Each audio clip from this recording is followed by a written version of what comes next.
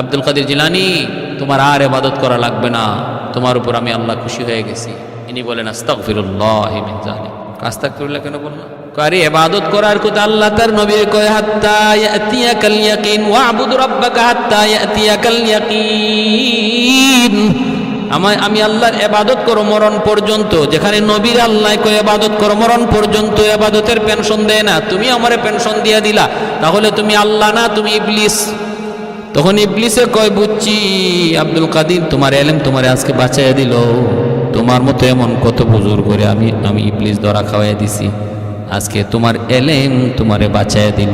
আব্দুল কাদের জিলানী বলেন আস্তাগফিরুল্লাহ মিন যালিক, তোর ষড়যন্ত্র থেকে আমি আল্লাহর কাছে রেহাই চাই। কয় এখন আবার কি করলাম? কই এখন আরো বড়টা করছো, আগেরটা ছোট আসছিল, এখন একটা বড়। আমার এলেম আমাকে রেহাই দেয় নাই, আমাকে রেহাই দিয়েছেন, মুক্তি দিয়েছেন আমার আল্লাহ, আমার আল্লাহ। মুফাসসিরিনে কেরাম বলেন, সুফিয়ানে কেরাম বলেন, শয়তানের বড় হামলাটা ছিল আগেরটার চেয়ে খুব বড় জটিল হামলা। এটাও আব্দুল কাদের জিলানী রাহমাতুল্লাহ আলাইহি আল্লাহর রহমতে বুঝে গেছেন। এজন্য আল্লাহ বলছে ইন্না কাইদাশ শাইতানি কানা যায়ীফা, শয়তানের যত ষড়যন্ত্রই তুমি দেখো এটা তোমার জন্য অত্যন্ত দুর্বল। তুমি শয়তানের ষড়যন্ত্রকে দুর্বলই যাইনো, তুমি আল্লাহর দিকে, সর্বদা আল্লাহর দিকে মুখামুখি থাকো।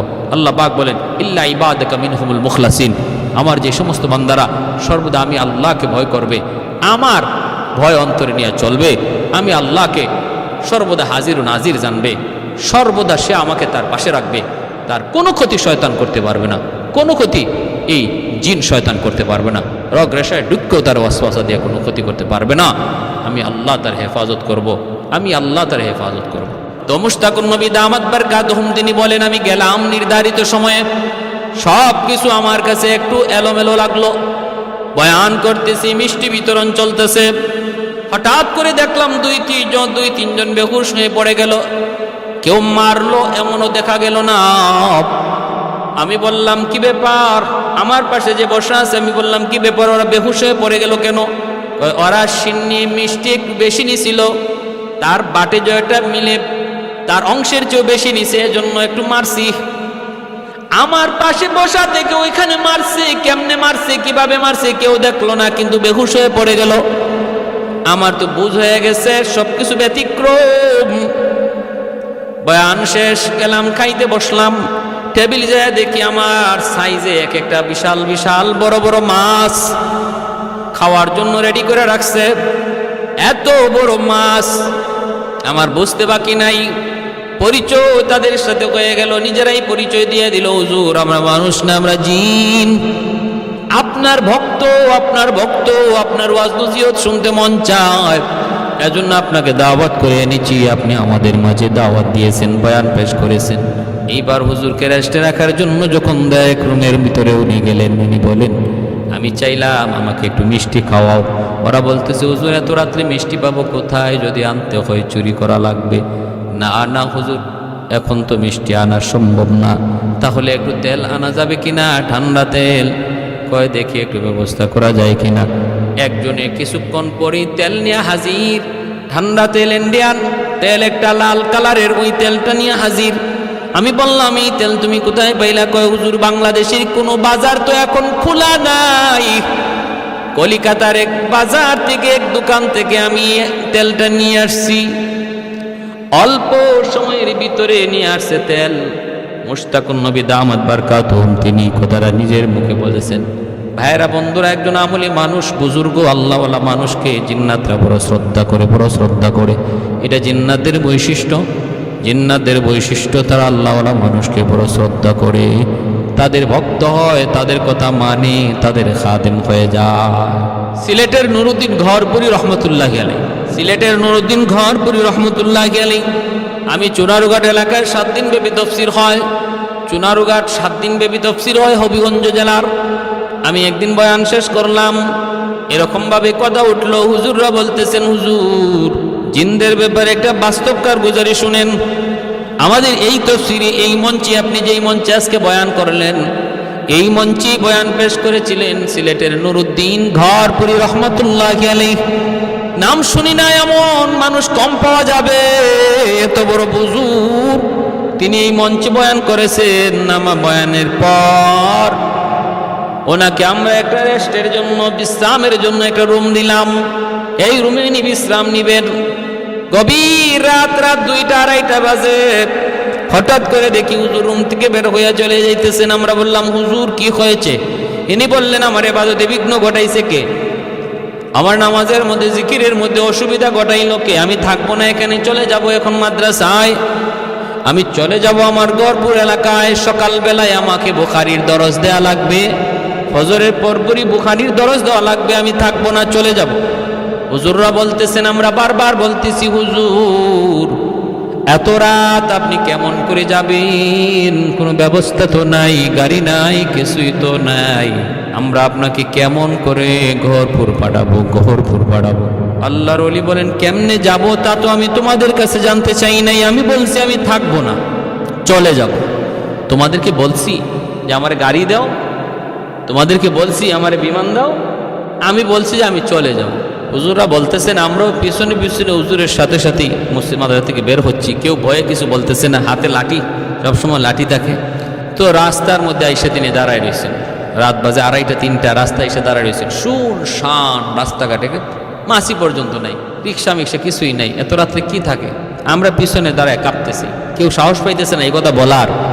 হুজুর চলে আসেন, হুজুর একটু রেস্ট নেন, সকালে চাই। কেউ সাহস পাইতেছে।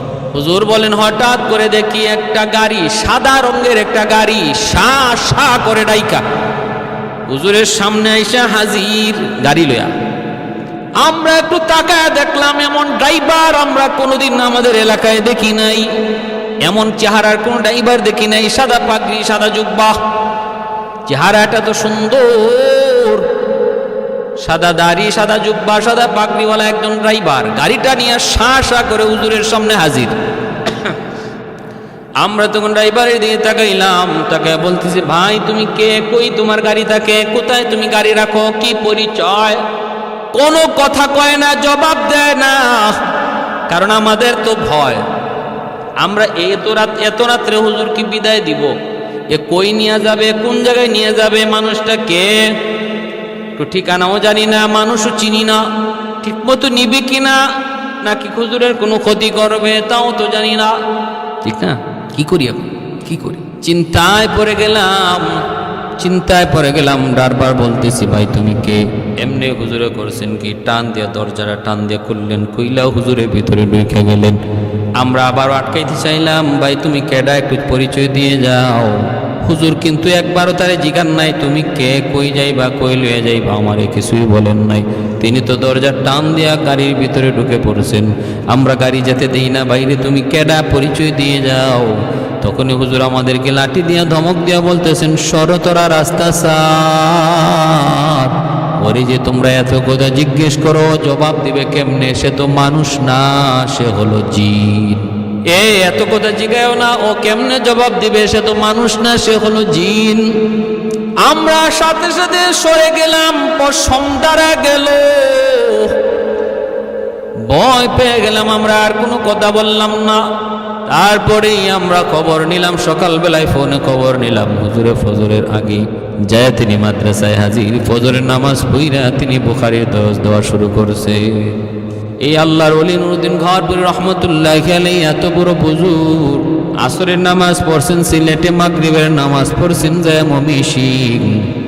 বালিয়ার পীর সাহেব রাহিমাহুল্লাহ তার খলিফা।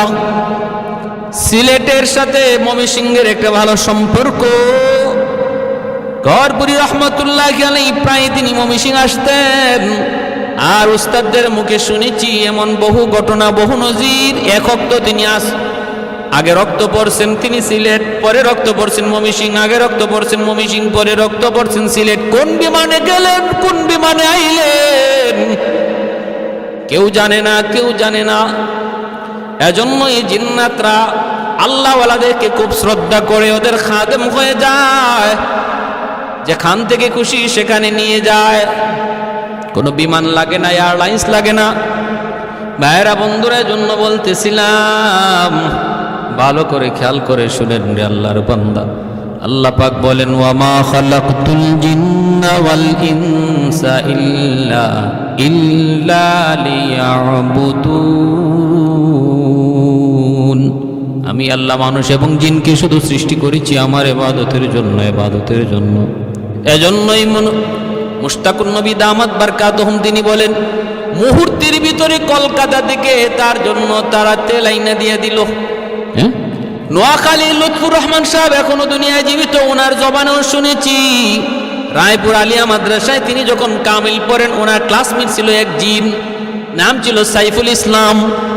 ইনি নিজে বলছেন অনেক দিন পর্যন্ত তার সাথে ওনার সম্পর্ক ছিল, জানতেন না সে জিন। দুজন এক বাড়িতেই লজিং থাকতেন, একই বিছানায় শুয়েছেন বহুদিন। এজন্য বলি সাবধান, মসজিদের ভিতরে বেয়াদবি করবা না, মসজিদের ভিতরে দুষ্টামি করবা না, মসজিদের ভিতরে আল্লাহর সাথে গুস্তাকি করবা না। কারণ তোমার পাশে যে নামাজে দাঁড়াইছে মানুষের বেশে, মনে কইরো না সে মানুষ, সে জিনও হতে পারে। মাদ্রাসায় তুমি পড়তেছো রে আল্লাহর গোলাম, পাশের ছাত্রটা মনে করতেছো মানুষ, কিন্তু মানুষ নাও হতে পারে, জিনও হতে পারে, সে তোমার ক্ষতি করে ফেলবে। যদি তুমি উস্তাদের সাথে বেয়াদবি করো, কিতাবের সাথে বেয়াদবি করো, মাদ্রাসার সাথে বেয়াদবি করো, অন্যায় কাজ করো, মসজিদে যদি বেয়াদবি করো, ক্ষতি হয়ে যেতে পারে, ক্ষতি হয়ে যেতে পারে। তো লুৎফুর রহমান সাহেব তিনি কি বলছেন?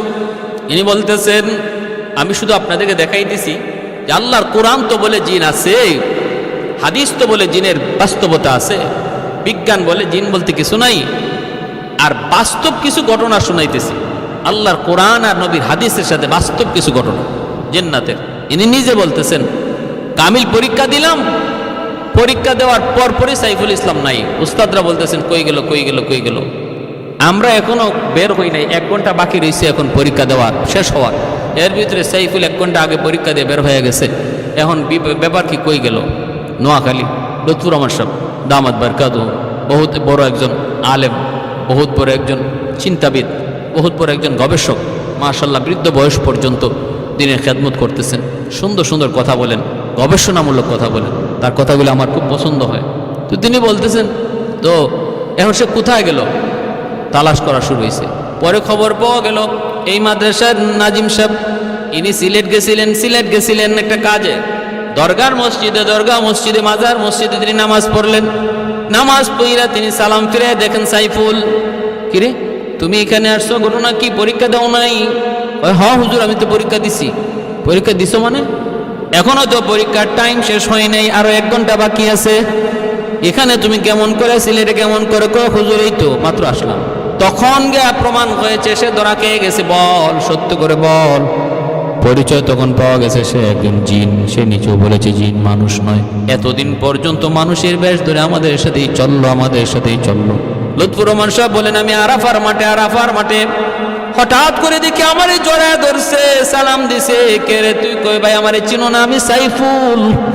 বাইরে তুই আমারে স্যার, তোরে তো চিনি, কিন্তু আগে যদি চিনতাম তোরা মিশতাম না, ভয় পাইতাম। এজন্য ভাইয়েরা মনে রাখবেন, আমার জীবনের একটা বাস্তব ঘটনা শোনাই। সিলেটের বালাগঞ্জ এলাকা, সিলেটের বালাগঞ্জ নাম শুনেছেন হয়তো বা অনেকেই। ওই বালাগঞ্জে হামসাপুর একটা এলাকা, হামসাপুর কুশিয়ারা নদীর পারে এই গ্রামটা। এই কুশিয়ারা নদীর পারে হামসাপুর একটা মাদ্রাসা আছে, প্রাচীনতম একটা মাদ্রাসা, যেই মাদ্রাসায় রমজান মাসে সরফ নাহু পড়ানো হয়। অনেক দূর দূরান্ত থেকে অনেক ছাত্র সরফ নাহু ট্রেনিং নেওয়ার জন্য তারা পড়তে আসে। এই হামসাপুর মাদ্রাসার এক মুহতামিম আল্লাহর বহুত বড় ওয়ালি, আজ তিনি দুনিয়ায় নাই। তিনি একজন জন্ম অন্ধ ছিলেন, চোখে দেখতেন না তিনি। জন্ম অন্ধ কিনা জানি না, তিনি জন্ম অন্ধ ছিলেন কিনা জানি না, তবে আমরা পাইছি তিনি অন্ধ, চোখে দেখতেন না, কিন্তু বহুত বড় ওয়ালি, বহুত বড় বুজুর্গ, বহুত বড় আলিম। আমি তখন পড়ি সিলেটের কাতিয়া মাদ্রাসায়, জগন্নাথপুর কাতিয়া মাদ্রাসায় পড়ি। কাতিয়ার শেখ সাহেব রাহিমাহুল্লাহ, শেখ আমিনুদ্দিন রাহিমাহুল্লাহ, তখন তিনি জীবিত। কুতবুল আলম মুজাহিদে বিল্লাহ কুতবে জমান, আমার শাইখ ও মুর্শিদ শেখ আমিনুদ্দিন রাহিমাহুল্লাহ। আল্লাহ হজরতের মাকবারাকে জান্নাতের আলা মাকাম বানায় দিন। ঈদুল ফিতরের দিন দুনিয়া থেকে বিদায় নিয়েছে। বহুত বড় বুজুর্গ, বহুত বড় আল্লাহওয়ালা কুতবুল আলম শেখুল ইসলাম হুসাইন আহমদ মাদানী রহমতুল্লাহি আলাইহি কি পরিমাণ ফেদার, কি পরিমাণ পাগল যে ছিলেন আমরা নিজের চোখে দেখছি। ফজরের নামাজটা পড়ে মিম্বরে বসে যেতেন, মিম্বরে বসেই হাউমাউ করে কাঁদতেন আর বলতেন বাবারা, আজ রাত আমি কুতবুল আলমকে স্বপ্নে দেখেছি, আমার মাদ্রাসায় এসেছেন, আমার হাত ধরে মাদ্রাসা ঘুরাইছেন, আর আমাকে বলছেন এখানে এই হবে, ওখানে ওই হবে। কুতবুল আলমের বাতানো অনুযায়ী কাতিয়া মাদ্রাসার দাওরা হাদিস যেখানে হবে, মাতবাহ কোথায় হবে, মসজিদ কোথায় হবে, সেই অনুপাতেই সেই আঙ্গিকেই কাতিয়া মাদ্রাসা তৈরি করা হয়েছে। এতটা পাগল, এতটা আশিক, এতটা দেওয়ানা আমার চোখে আর নজরে পড়ে নাই। শাইখে কাতিয়া রহমতুল্লাহি আলাইহির মতো কুতবুল আলমের প্রতি কি পরিমাণ ভালোবাসা! নামটা শুধু খালি বলতেন কুতবুল আলম, এরপরে আর বলতে পারতেন না, শুধু কান্না আর কান্না, শুধু কাঁদতেন, শুধু কাঁদতেন। চোখগুলা ফুলে গেছিল কাঁদতে কাঁদতে, পানি বেয়ে বেয়ে পড়ার একটা নালা তৈরি হয়ে গেছিল চোখ দিয়ে। আল্লাহ, তোমার ওলিকে তুমি জান্নাতের উঁচু মাকাম দান করো। আল্লাহ, তোমার ওলিকে তোমার জান্নাতের উঁচু মাকাম দান করো। প্যারে হাজরিন, খুব বেশি মায়া করতেন আমাকে, খুব বেশি মায়া করতেন, প্রায় কুলে নিতেন, চুমু খাইতেন। ছোট্ট ছিলাম তখন। আমার উস্তাদদেরকে বলতেন, শুনো, এ নাসিরুদ্দিন না, নাসিরুদ্দিন সিপাহ সালার, বলো নাসিরুদ্দিন সিপাহ সালার, কও নাসিরুদ্দিন সিপাহ সালার। এইভাবে দোয়া দিচ্ছেন, মাথা হাত বুলাইতেন। মাথা কামানোটাকে খুব বেশি পছন্দ করতেন আল্লাহর বলি, মাথা কামানোটাকে খুব বেশি পছন্দ করতেন, এত পছন্দ করতেন। চুল দেখা মাত্রই বলতেন মাথা কামাও, মাথা মুন্ডাও।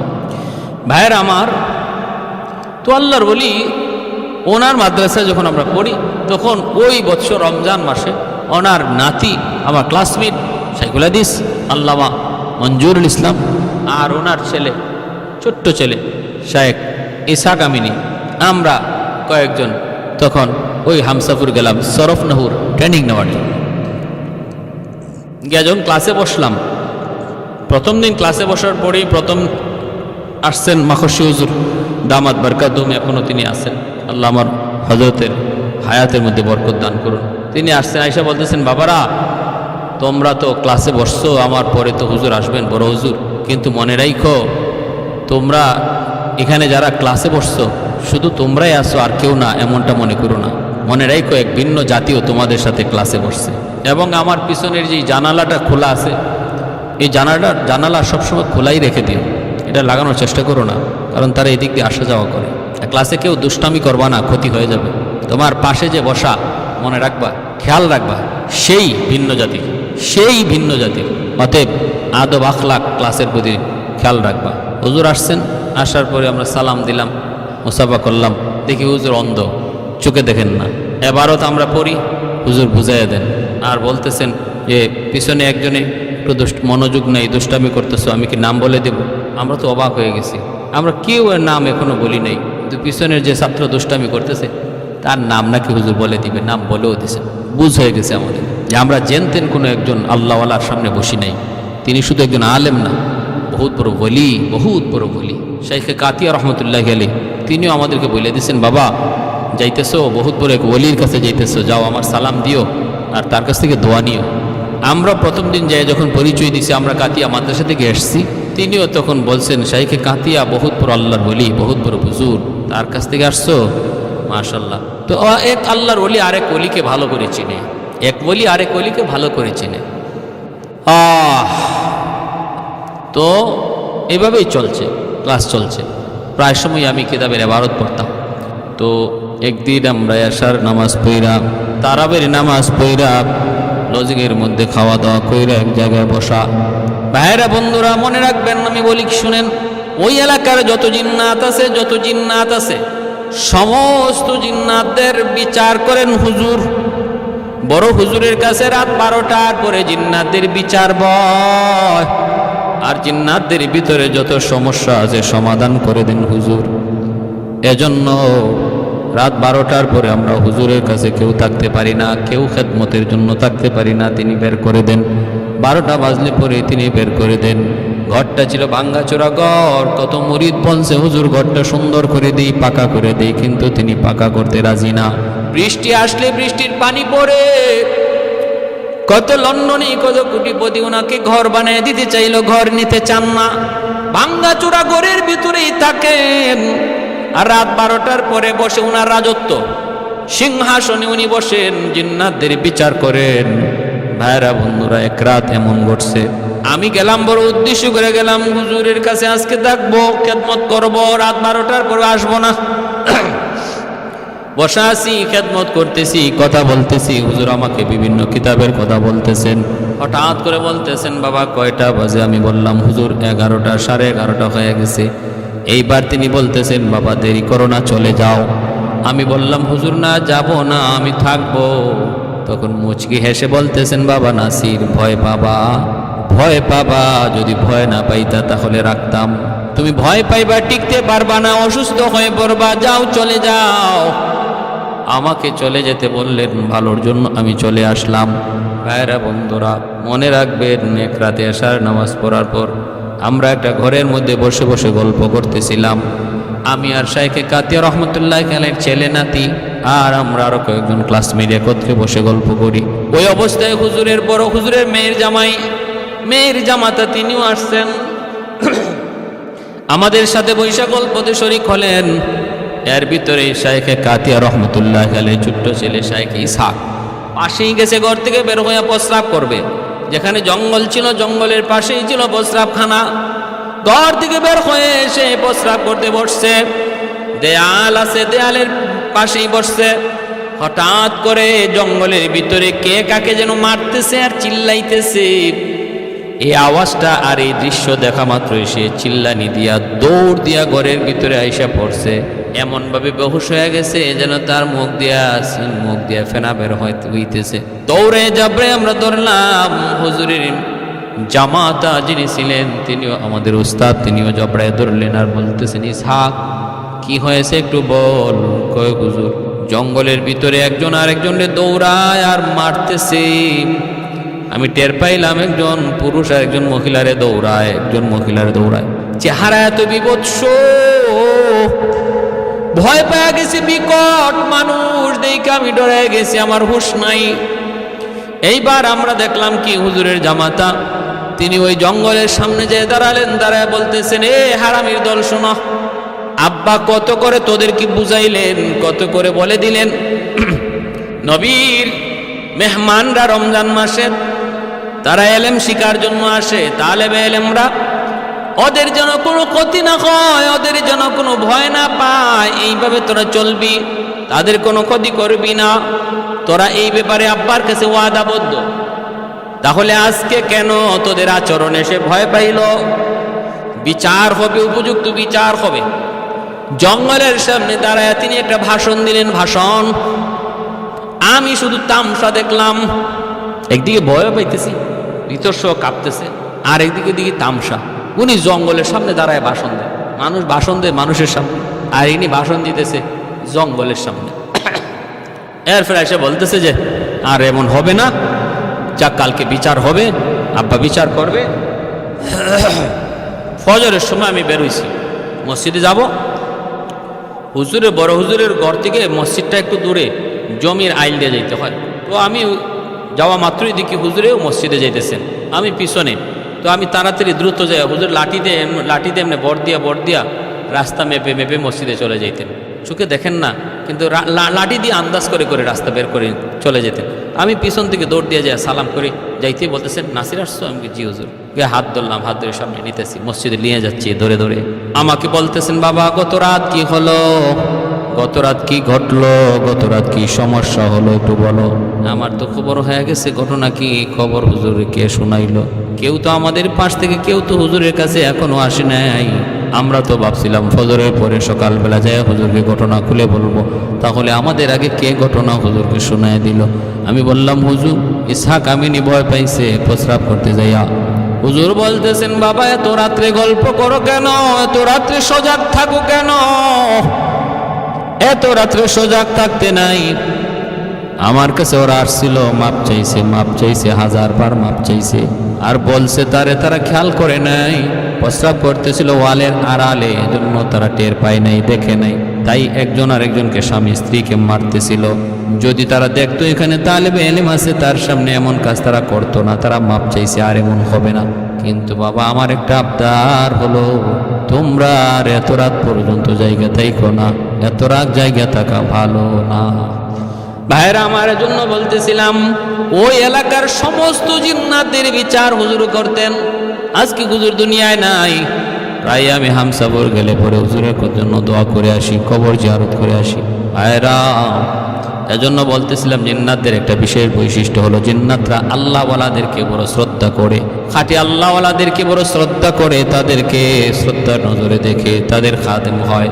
সদর সাহেব হুজুর শামসুল হক ফরিদপুরি রহমতুল্লাহ আলাইহি গহরডাঙ্গায় যার বাড়ি, ঢাকা থেকে তিনি গহরডাঙ্গা যাবেন, নদীর মধ্যে নৌকা চলে, নৌকা উঠলেন, আরো কয়েকজন প্যাসেঞ্জার উঠলো, যাত্রী উঠলো। নৌকাওয়ালা হুজুরকে ভালো করে চিনে। এগুলা সব বাস্তব ঘটনা বলতেছি, এগুলা বানানো ঘটনা নয়, কাল্পনিক কোনো ঘটনা নয়। প্রত্যেকটা ঘটনার পিছনে বড় বড় দলিল আছে, প্রমাণ আছে, মাঝখানে বড় কোনো ভায়া নাই। শামসুল হক ফরিদপুরি রহমতুল্লাহ আলাইহি গহরডাঙ্গা নদীতে নৌকা চলে, নৌকা উঠলেন, যাত্রী আরো উঠলো। মাঝিওয়ালা হুজুরকে চিনে, হুজুরের ঘাট অনেক দূরে, রাত বাজে 2টা। ওই অবস্থায় নৌকা চলছে, ঘাটে ঘাটে লোকজন নামলো, উঠছেন তো নৌকায় হয়তো 10, 11টা 12টায়, চলতে চলতে 2টা বেজে গেল। আরো সময় লাগবে হুজুরের ঘাটে যাইতে। ওই অবস্থায় হুজুর বলতেছেন, বাবা আমাকে এখানে নামায় দে, আমার এই ঘাটে নামায় দিলে এখান থেকে আমি বাড়ি পর্যন্ত যেতে পারবো। মাঝখানে একটা হাওর পাড়ি দিতে হয়, ওই হাওরটা পায়ে হেঁটে আমি বাড়ি চলে যাব। মাঝি কয়, হুজুর এটা কোন কি হাওর, কেন আপনি একা একা রাতের অন্ধকারে হাঁটবেন? নৌকা তো আপনার ঘাট পর্যন্ত যাবে, আপনি কেন এই জায়গায় নামবেন? হুজুর বলতেছেন, বাবা এত কথা বলিস না, আমাকে এখানে নামায়া দে। তুই এত কথা বলবি না, তুই বুঝবি না, আমাকে নামায়া দে। মাঝিওয়ালা হুজুরকে চিনতো, হুজুরকে জানতো, এখানে নামায়া দিল। আল্লাহর ওলিকে নামায় দেওয়ার পর মাঝিওয়ালা সে বলতেছে, আমিও পিছনে পিছনে যাত্রা শুরু করলাম, দেখি হুজুর এখানে কেন নামলেন, কি জন্য তিনি নামলেন। কিছু দূর যাবার পর মাঝি বলতেছে, আমি দেখলাম হুজুর আর একা না, হুজুরের সাথে অসংখ্য অগণিত মানুষ দেখা যায়। এক একজনে এক এক কথা জিগায়, হুজুর এক এক জবাব দেয়, এক একজনে এক এক কথা জিগায়, হুজুর জবাব দেয়। এইভাবে তিনি যাইতেছেন, আমার তো কলিজায় পানি নাই, আমি তো একদম ভয়ে অস্থির হয়ে গেছি। ঘরের সামনে যায় হুজুর যখন ঢুকবেন আর কেউ নাই, আমি যে সালাম দিলাম, হুজুর কয়, কিরে তুই? কয়, হুজুর আমি তো পিছনে পিছনে আইছি দেখার জন্য। কি দেখলি? কয়, হুজুর কি যে দেখছি আমি তো বলতে পারবো না, কলিজা শুকায় গেছে। কারা এরা, কারা এরা, এদের পরিচয় কি? এরা তো আপনার সাথে নৌকায় ছিল না, এরা কোত্থেকে আসলো? তিনি বলতেছেন, বাবা তাহলে শুন, তুই যখন দেখেই ফেলেছ তাহলে শুন রে বাবা। ঘটনা হয়েছে, এরা হলো এই এলাকার জিন্নাতের সর্দার, যে এসে নৌকার মাঝে আইসা আমার কানে কানে বলছে, হুজুর আপনি এই জায়গায় নামে যান, হাওরটা আপনি পায়ে হেঁটে যান, আমরা আপনাকে পাহারা দিয়া দিয়া বাড়ি পর্যন্ত পৌঁছে দেব। আর এর ভিতরে আমাদের কিছু জানার আছে, মাসালা জানার আছে, আমাদের ভিতরে কিছু বিবাদ আছে, মীমাংসা করা লাগবে। একজন আর একজনের সাথে ঝগড়াঝাটি হয়েছে, মীমাংসা আপনার করতে হবে। হুজুর আপনার বিচার সবাই এক বাক্যে মেনে নিবে, মাসালা মাসাইল আপনার কাছ থেকে জেনে নিব। এই বইলা আমাকে তারা নামাইছে, তারা আমাকে আমানতদারির সাথে পৌঁছে দিছে। সমস্যা যা ছিল সমাধান করে দিছি, মাসালা যা জানার ছিল আমি তা জানাই দিছি। এজন্যই ভাইয়েরা বন্ধুরা, এজন্য বলতেছিলাম, এই জিন্নাতরা, এদের মধ্যে বিয়ে শাদীও হয়, বংশ বিস্তারও হয়, এই জিন্নাতদের ভিতরে বংশ বিস্তারও হয়। আল্লাহ পাক রব্বুল আলামিন পবিত্র কোরআনের সূরা রহমানে বলেন, ফীহিন্না কাসিরাতুত তরফি লাম ইয়াতমিসুহুন্না ইনসুন ক্বাবলাহুম ওয়ালা জান। আল্লাহ পাক রব্বুল আলামিন জান্নাতের হুরদের ব্যাপারে বলেন, হুরেরা হলো এমন, এই হুরদেরকে জান্নাতীরা জান্নাতে যখন পাবে, এর আগে তাদেরকে কোনো মানুষ স্পর্শ করে নাই, কোনো জিন্নাত স্পর্শ করে নাই। তাহলে আল্লাহ পাকের এই কথায় বোঝা গেল, মানুষ যেমনভাবে মানুষ স্বামী স্ত্রীর মধ্যে মিলন হয়, জিন্নাতের মধ্যেও এমন মিলন হয়। জিন্নাতের মধ্যে বিয়ে শাদী হয়, আর এর দ্বারা তাদের মধ্যেও সন্তানাদিও হয়, সন্তানাদিও বিয়ে শাদীর মাধ্যমে হয়। আর এক আয়াতে আল্লাহ পাক রব্বুল আলামিন সন্তানাদির কথাও বলেছেন। ক্ষমতা কেমন?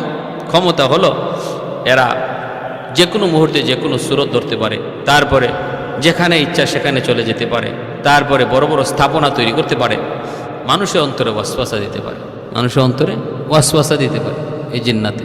এবং দুর্বলতা কি? দুর্বলতা হলো এরা একটা নির্দিষ্ট সীমানা পর্যন্ত উপরে উঠতে পারে, এর বেশি উপরে উঠতে পারে না। নবীদের মতো মুজিজা জিন্নাত পারে না। আর তাদের বহুত বড় দুর্বলতা হলো এরা আল্লাহওয়ালাদেরকে বড় ভয় পায়। রশিদ আহমদ গাঙ্গুহি রহমতুল্লাহি আলাইহি এক বিরান ভূমি, একটা বাড়ি, যেই বাড়িতে কোনো মানুষ নাই, শুনশান, এই বাড়িতে তিনি গেলেন। রশিদ আহমদ গাঙ্গুহি রহমতুল্লাহি আয়াতে রশিদ আহমদ গাঙ্গুহি রহমতুল্লাহি আলাইহি তিনি ওই বিরান ভূমিতে, বিরান বাড়িতে যাইয়া চিন্তায় পড়ে গেলেন যে এত সুন্দর একটা বাড়ি, কোনো মানুষজন কেউ নাই, ঘটনা কি? আচ্ছা 2 রাকাত নামাজ পড়ি। তিনি ওই 2 রাকাত নামাজ পড়লেন। 2 রাকাত নামাজ পড়া তিনি এবার সালাম ফিরাইয়া খালি আল্লাহর কাছে মুনাজাত করবেন। এমনি দেখা যায় মানুষ বেশে একটা লোক ওনার পাশে এসে কাঁদতেছে। তিনি বলতেছেন, কে তুমি, কেন কান্না করো? হুজুর, আমি আপনার কাছে মাপ চাইতে এসেছি, মাপ চাইতে এসেছি। কেন মাপ চাইতে এসেছ? কয় হুজুর, আমি এই বাড়ির মানুষগুলাকে বাড়িতে থাকতে দেই নাই, এদের 2-3টা সন্তানকে আমি এই পুকুরের পানিতে ফেলায় মারছি, এবং রাতের বেলা তাদেরকে ডর দেখাই, ভয় দেখাই, যে বিধায় তারা বাড়ি সাইরা অন্যত্র চলে গেছে। এই বাড়িটা ছিল হিন্দু বাড়ি, বাড়ির মালিক ছিল হিন্দু, এরা অন্যত্র চলে গেছে, এই বাড়ি ছেড়ে চলে গেছে। এখন এই বাড়িতে আমি থাকি, এখন আমার ভয় হইতেছে। আপনি নামাজ পড়ে যদি আল্লাহর কাছে জিজ্ঞেস করেন, মালিক, এই বাড়ির মালিক কোথায়, বাড়ির মানুষ কোথায়, তাহলে আমার অপরাধ ধরা পড়ে যাবে, আমি তো অপরাধী ধরা পড়ে যাব, আমার তো বিচার হবে। এই ভয়ে আমি আপনার কাছে সাথে সাথে আমার অপরাধের কথা স্বীকার করে নিছি। হুজুর, আমি তওবা করলাম, তওবা করলাম, আপনি আর হাত উঠে আল্লাহর কাছে জানতে চাইেন না। আমি এখন থেকে এই এলাকা ছেড়ে চলে যাব, এই বাড়ি ছেড়ে চলে যাব, আমি আর কোনো দিনই বাড়িতে আসবো না। হুজুর, আপনি আমাকে মাফ করেন। হুজুর বলেন, তুমি থাকো, বাড়িওয়ালাকে ডাকি, ওর কাছে মাপ চাও, তারপরে চলে যাও, ওরা যেন আর কোনো ভয় না পায়। বাড়িওয়ালাকে ডাকলেন, ডাইকা তিনি কারণ জানতে চাইলেন। বাড়িওয়ালা কয়, আমার 3টা সন্তান এরকম পানিতে বইরা মারা গেছে। বলতেছে, মারছে, এ হলো জিন, তোমাদের কাছে মাপ চাইতেছে, মাপ চাইতেছে, আর জীবনে কোনোদিন এই বাড়িতে আসবে না, এই বাড়ির মানুষের সাথে বেয়াদবি করবে না, তোমরা এই বাড়িতে নিশ্চিন্তে নিরাপদে থাকতে পারো, নিশ্চিন্তে নিরাপদে থাকতে পারো। এই কথা বলার পর ওই বাড়িতে এই মানুষগুলা থাকলো, আর হিন্দু মানুষগুলা সাথে সাথে রশিদ আহমদ গাঙ্গুহি রহমতুল্লাহি আলাইহির হাতে হাত রেখে কালেমা পড়ে মুসলমান হয়ে গেল। সব কালেমা পড়ে মুসলমান হয়ে গেছে। ভাইয়েরা আমার, এজন্য বলতেছিলাম, এই জিন্নাতরা এরা মানুষ বিস্তার করে, বংশ বিস্তার করে, বিয়ে শাদী ওদের আছে, কিন্তু ধরনটা কেমন সেটা কোরআন হাদিসের কোথাও পাওয়া যায় না। পোশাক আশাকও পরে, খাওয়া দাওয়াও করে, বাসস্থানও আছে, খাওয়া দাওয়া আছে। হাদিস আল্লাহ নবী বলেন, মানুষ যখন ঘরের ভিতরে বিসমিল্লাহ সারা ঢুকে, সালাম সারা ঢুকে, তখন এই ঘরের মধ্যে তার সাথে জিন্নাতও ঢুকে। হাদিস শরীফ আল্লাহ নবী বলেন যে মানুষ খানা খাইতে বসে বিসমিল্লাহ সারা খানা খায়, তার সাথে এই জিন্নাতও খানা খায়। তাহলে জিন্নাতদের থাকার জায়গাও আমরা পাইলাম, যে ঘরের মধ্যে সালাম সারা বিসমিল্লাহ সারা ঘরে ঢুকে ঘরের মালিক, এই ঘরটার মধ্যে জিন থাকে, খারাপ জিনদের বসতি হয়। আর যেই ঘরের মধ্যে ঘরের মালিক বিসমিল্লাহ আর সালাম দিয়ে ঢুকবে, ফতোয়ায় স্বামীতে লিখেন এই ঘরের জীবনে কোনোদিন জিনভূতের আসর থাকবে না, জিনভূতের অবস্থান থাকবে না। সূরা বাকারার যে ঘরে বেশি বেশি তেলাওয়াত হবে, সূরা বাকারার শেষের 10 আয়াত যে ঘরে বেশি বেশি তেলাওয়াত হবে, এই ঘরে জিনভূতের আসর থাকবে না। প্রতিটা ঘরে জিনের আসর থাকে, জিন থাকে, তবে তাদের বেশিরভাগ বসতি থাকে জঙ্গলে, আর বেশিরভাগ বসতি থাকে এরকমভাবে সমুদ্রে, সাগরে। মানুষের বসতি তো থাকে, তবে যে সমস্ত আর খানাও খায়, জিন্নাতরা খানা খায়। এক হাদিসে আল্লাহ নবী বলেন, আমরা যে হাড্ডি খানা খেয়ে যে হাড্ডি ফালাই, এই হাড্ডিটাও জিন্নাতদের খাবার। আল্লাহ রসুল এই হাড্ডি দিয়ে ইস্তেঞ্জা করতে নিষেধ করেছেন, কারণ এই হাড্ডি জিনের খাবার। তাহলে এদের খানাও ভিন্ন, এদের খানা ভিন্ন। প্যারে হাজিরিন, কিন্তু শরীয়ত এদের উপরে আছে, হালাল হারামের বিধান আছে, জায়েজ নাজায়েজের বিধান আছে, এদের উপরে জায়েজ নাজায়েজের বিধান আছে। আল্লাহ রসুল বলেন, প্রত্যেকটা মানুষের সাথেই একটা খারাপ জিন থাকে, প্রত্যেকটা মানুষের সাথে। খারাপ জিনকেই আমরা কি বলি? এই ভূত বলি। ভূত, ওই যে ভূত হলো জিনের ভিতরে যে জিনগুলা খারাপ, এদেরকে আমরা ভূত বলি। পুরুষটারে, আর মহিলাটারে প্রেতনি বলি, মহিলা খারাপ জিনটারে প্রেতনি বলি। আর এটা হাদিসের ভাষায় এই খারাপ জিনের নাম হলো ইফরিত। খুব শক্তিশালী হয় খারাপ জিন, এবং এদের ভিতরে সবচেয়ে খারাপ যে জিনটা এর নাম হলো মারিদ। এই খারাপ জিনগুলাই এরা আকাশে একদম উপরে উইটা ফেরেশতাদের কথাবার্তা শুই না আইয়া তাদের জমিনের মিত্রগুলাকে বইলা দেয় আগামীকাল কি হইব না হইব। এতে করে মনে করে জিন্নাতরা গায়েব জানে। জিন্নাতরা গায়েব জানে না, মানুষও গায়েব জানে না, গায়েব জানেন শুধুমাত্র আল্লাহ। কোনো নবীও গায়েব জানেন না। এই জিন্নাতরা এটা করতো। তখন আল্লাহ পাক রব্বুল আলামিন নক্ষত্রের মাধ্যমে ওদেরকে কুড়া মারতেন, কুড়া মারার বিধান করলেন। এতে করে আর তারা উপরে উঠতে পারে না। কারিন নামক এক জিন, কারিন নামক খারাপ এক জিন, সে প্রতিটা মানুষের সাথে থাকে। আল্লাহ নবী রহমতের নবী বলেন প্রত্যেকের সাথেই এমন খারাপ একটা জিন আছে, খারাপ শয়তান আছে।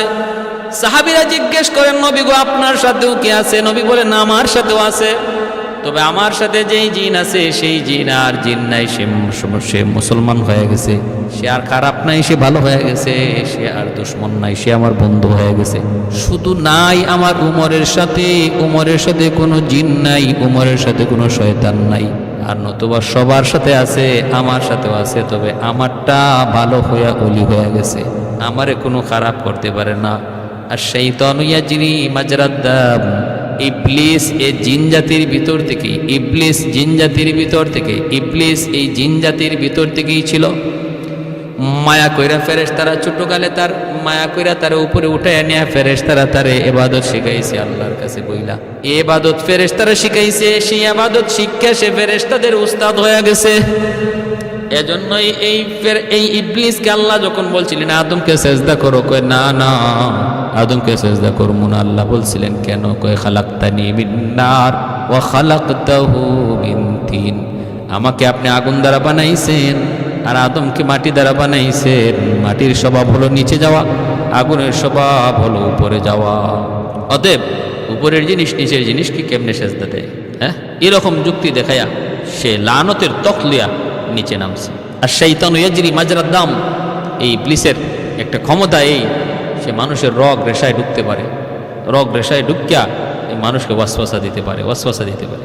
কিন্তু আল্লাহ বলেন যতই সে ওয়াসওয়াসা দেখ, ইন্না কাইদা শাইতানি কানা যাইফা, শয়তানের ষড়যন্ত্র যতই দেখাক এটা অত্যন্ত দুর্বল, অত্যন্ত দুর্বল। আব্দুল কাদের জিলানী রহমতুল্লাহি আলাইকে এরকমভাবে শয়তান, এরকম এই জিন শয়তান সে করছে কি? আব্দুল কাদের জিলানী তোমার আর ইবাদত করা লাগবে না, তোমার উপর আমি আল্লাহ খুশি হয়ে গেছি। ইনি বলেন আস্তাগফিরুল্লাহ মিন যালিক। আস্তাগফিরুল্লাহ কেন বললাম? আরে ইবাদত করার কথা আল্লাহ তার নবীকে কয় হাত্তা ইয়াতিয়াকাল ইয়াকিন ওয়া'বুদ রাব্বাকা হাত্তা ইয়াতিয়াকাল ইয়াকিন, আমি আল্লাহর ইবাদত করো মরণ পর্যন্ত। যেখানে নবীর আল্লাহ কয় ইবাদত করো মরণ পর্যন্ত, ইবাদতের পেনশন দেয় না, তুমি আমারে পেনশন দিয়া দিলা, তাহলে তুমি আল্লাহ না, তুমি ইবলিস। তখন ইবলিসে কয় বুঝছি আব্দুল কাদির তোমার এলেম তোমারে আজকে বাঁচাইয়া দিল, তোমার মতো এমন কত বুজুর্গ করে আমি ইবলিস ধরা খাওয়াইয়া দিছি, আজকে তোমার এলেম তোমারে বাঁচাইয়া দিল। আব্দুল কাদের জিলানী বলেন আস্তাগফিরুল্লাহ মিন যালিক, তোর ষড়যন্ত্র থেকে আমি আল্লাহর কাছে রেহাই চাই। কয় এখন আবার কি করলাম? কই এখন আরো বড়টা করছো, আগেরটা ছোট আসছিল, এখন একটা বড়। আমার এলেম আমাকে রেহাই দেয় নাই, আমাকে রেহাই দিয়েছেন, মুক্তি দিয়েছেন আমার আল্লাহ, আমার আল্লাহ। মুফাসসিরিনে কেরাম বলেন, সুফিয়ানে কেরাম বলেন শয়তানের বড় হামলাটা ছিল আগেরটার চেয়ে খুব বড় জটিল হামলা। এটাও আব্দুল কাদের জিলানী রহমতুল্লাহ আলাইহি আল্লাহর রহমতে বুঝে গেছেন। এজন্য আল্লাহ বলছে ইন্না কাইদা শাইতানি কানা যাইফা, শয়তানের যত ষড়যন্ত্রই তুমি দেখো এটা তোমার জন্য অত্যন্ত দুর্বল। তুমি শয়তানের ষড়যন্ত্রকে দুর্বলই যাইনো, তুমি আল্লাহর দিকে সর্বদা আল্লাহর দিকে মুখামুখি থাকো।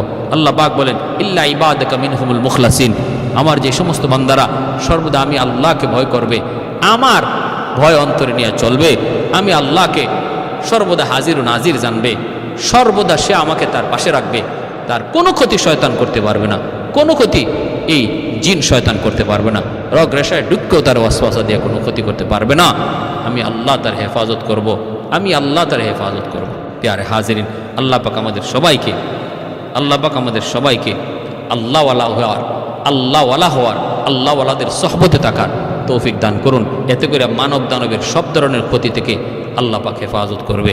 যদি আমি আল্লাহওয়ালা জিন্দিগি তৈরি করতে পারি, সবার কাছে সম্মানের ইজ্জতের পাত্র আল্লাহ বানিয়ে দিবে। আল্লাহ যারে মহব্বত করবে তামাম দুনিয়ার সমস্ত মাখলুকের অন্তরে তার মহব্বত আল্লাহ ঢুকাইয়ে দিবে। সে আমার বলি, আমি তারে ভালোবাসি, তোমরাও ভালোবাসো। জিনরাও তারে ভালোবাসবে, হাইওয়ানাতও তারে ভালোবাসবে, মানুষও তারে ভালোবাসবে। আল্লাহ তৌফিক দান করুন, আমিন। ওয়া আখির দাওয়ানা।